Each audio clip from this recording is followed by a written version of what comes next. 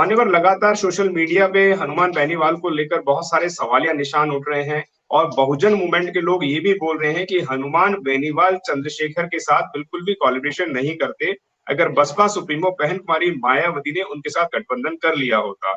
यानी कि social media पे कुछ इस तरह की सुगबुगाहट है कि ये कहीं न कहीं गठबंधन जो है मायावती के खेमे में जा रहा था। अब मायावती को हराने के लिए इसलिए शायद गठबंधन करा है, इस तरीके के लोग कयास लगाने लग रहे हैं। तो क्या कहना चाहेंगे कि बसपा सुप्रीमो बहन कुमारी मायावती ने हनुमान बेनीवाल के साथ क्यों नहीं किया होगा गठबंधन? वह हम आपसे जानेंगे। अभिषेक जी। जी, जी। आपका धन्यवाद। ये आपने इस मुद्दे पे जो विचार है, जो फैक्ट है, वो समझने के लिए मुझे मौका दिया है।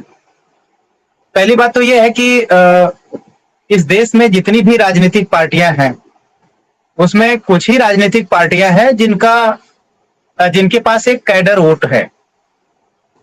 जैसे बहुजन समाज पार्टी है, भारतीय जनता पार्टी है, कम्युनिस्ट पार्टी है।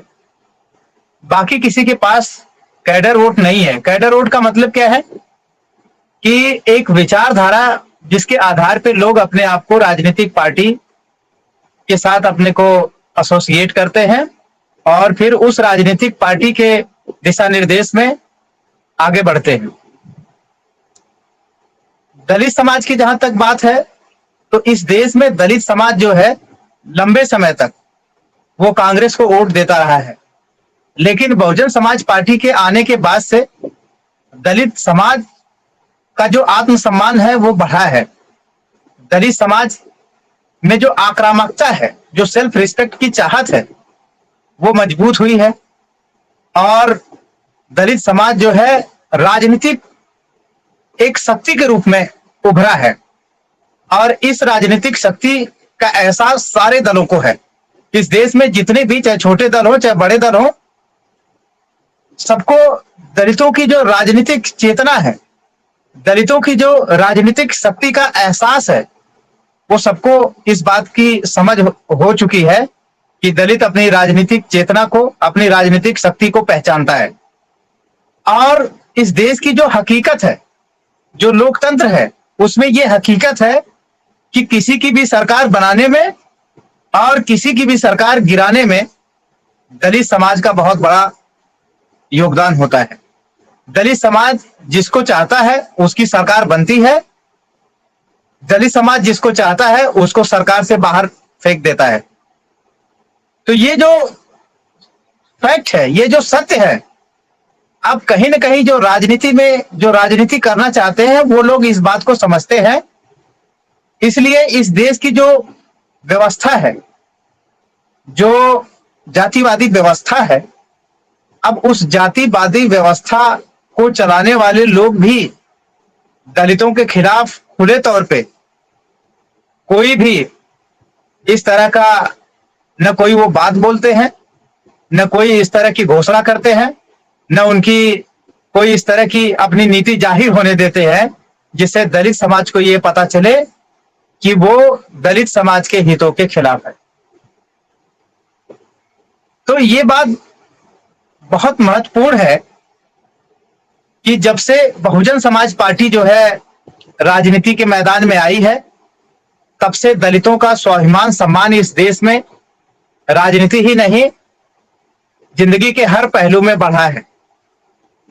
और यही नहीं, बहुजन समाज पार्टी जो बहुजन समाज है उसके हितों से कभी समझौता नहीं करती, और कभी किसी से समझौता भी करती है तो उसमें बहुजन समाज का जो हित है वो सबसे प्रायोरिटी पे रहता है, सबसे प्रमुखता पे रहता है।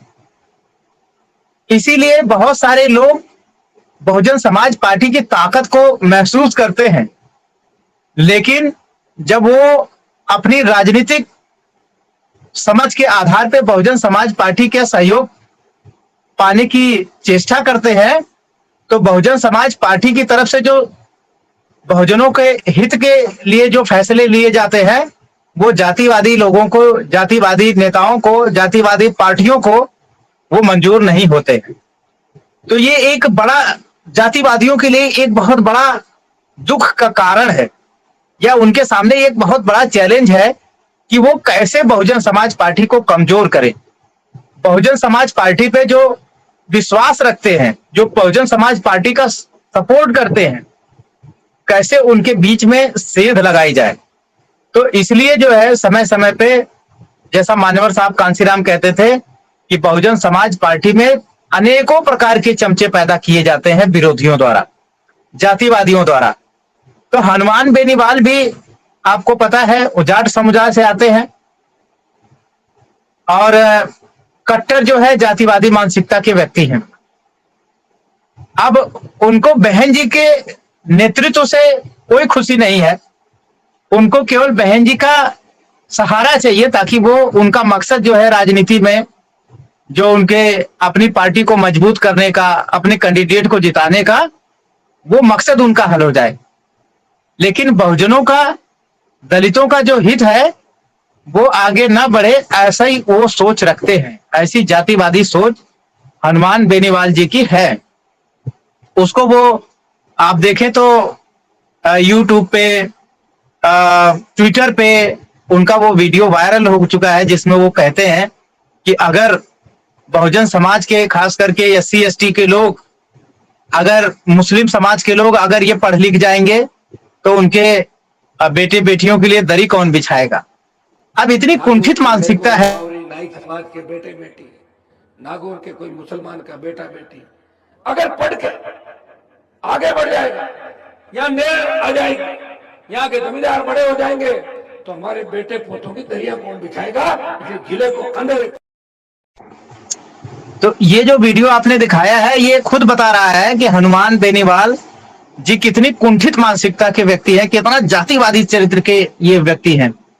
अब जातिवादियों के लिए तो भाई बहुजन समाज पार्टी जातिवाद के खिलाफ है, वो जातिवादी लोगों के खिलाफ है। तो ऐसे में जातिवादी लोगों को ये समझ में आता है कि कैसे बहुजन समाज पार्टी को कमजोर किया जाए। तो वो किसी सिद्धांत के बदौलत तो कमजोर कर नहीं सकते, तो वो बहुजन समाज में चमचे पैदा करते हैं।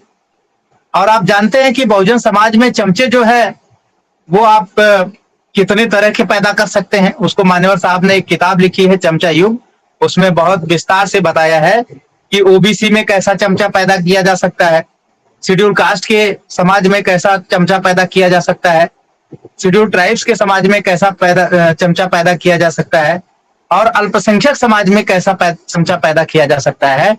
तो बहुजन समाज पार्टी की जो शक्ति है, जो सामर्थ्य है, उसको कमजोर करने के लिए जातिवादी हनुमान बेनीवाल जी ने आजाद समाज पार्टी से, ताकि वहां पे जो शेड्यूल कास्ट के लोग हैं, शेड्यूल ट्राइब्स के लोग हैं, माइनॉरिटी के लोग हैं, उनके बीच में गलतफहमी पैदा किया जाए या पैदा कर सके राजस्थान के आने वाले चुनाव में। इसलिए इन्होंने जानबूझ के आजाद समाज पार्टी को आगे किया है ताकि उससे बहुजन समाज के लोग कमजोर, कंफ्यूज हों, और वो बहुजन समाज पार्टी को जो सपोर्ट करते हैं उस सपोर्ट को वो बहुजन समाज पार्टी के अलावा वो दूसरी जाति के आधार पे वो सपोर्ट करें। तो इस तरह की चाल जो है जातिवादी हनुमान बेनीवाल जी ने जो है वो राजस्थान में चली है। तो इसलिए आप देख सकते हैं कि हनुमान जी बेनीवाल जी, हालांकि वो भी बहुजन समाज के जाट समुदाय से आते हैं, लेकिन चूंकि उनको अपना सही इतिहास नहीं पता है, उनको बाबा साहब अंबेडकर की वो किताबों से उनका रास्ता नहीं हुआ है, उनका उससे सामना नहीं हुआ है, जिसमें बाबा साहब अंबेडकर ने नागवंशियों के इतिहास के बारे में बताया है कि नागवंशी लोग ही इस देश के वो पहले राजा हैं जिन्होंने इस देश में राजनीतिक सत्ता की स्थापना की। उसके बाद से ही ये देश जो है पूरी दुनिया में एक महाशक्ति के रूप में उभरा और इस देश का नाम पूरी दुनिया में छाया था। तो चूंकि ये RSS के द्वारा, गुरु गोरवलकर के द्वारा ट्रेंड नवदीक्षित लोग हैं, ये संस्कृताइज लोग हैं, इसलिए इनके अंदर जो जाति की महत्वाकांक्षा है वो बहुत प्रबल है, और उस जाति की महत्वाकांक्षा के चलते ये बहुजन समाज को कमजोर करने के लिए बहुजन समाज के जो चमचे लोग हैं, जो लगभग सैकड़ों पार्टियां बनाए हुए हैं, तो उनको ये हमेशा हमारे सामने, बहुजन समाज के सामने प्रमुखता से लाते हैं उनके ऊपर ये अपना धन जन इस्तेमाल करके बहुजन समाज को गुमराह करने की कोशिश करते हैं। तो ये बेनीवाल जी का एक चरित्र है जिसको जनता को समझने की जरूरत है। जी, अगर आपने अभी तक हमारा चैनल सब्सक्राइब नहीं किया है तो सब्सक्राइब करें और घंटी का बटन बिल्कुल भी दबाना ना भूलें ताकि सभी लेटेस्ट खबरें पहुंच सकें आप पे सबसे पहले।